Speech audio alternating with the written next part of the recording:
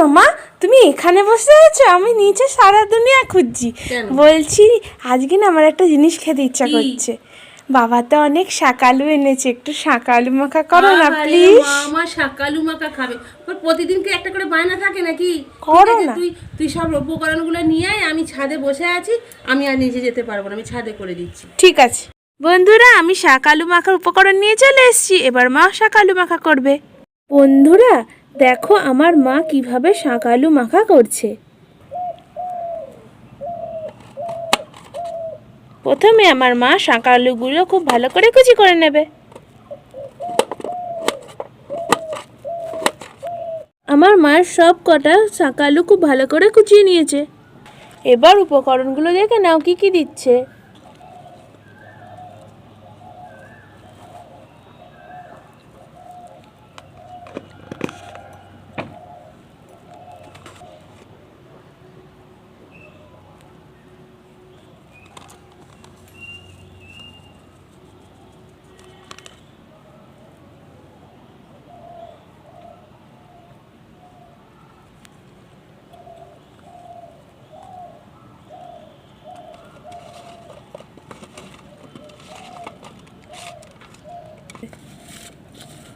বন্ধুরা আমার মায়ের শাকালু মাখা হয়ে গেছে। এবার মা খেয়ে দেখবে কেমন হয়েছে।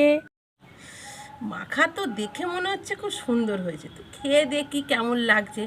তুই বসে থাক, আমি খেয়ে দেখি আগে। হ্যাঁ, ও বৃষ্টি রে, কি সুন্দর হয়েছে, খেয়ে দেখ, হেভি হয়েছে। দারুণ হয়েছে।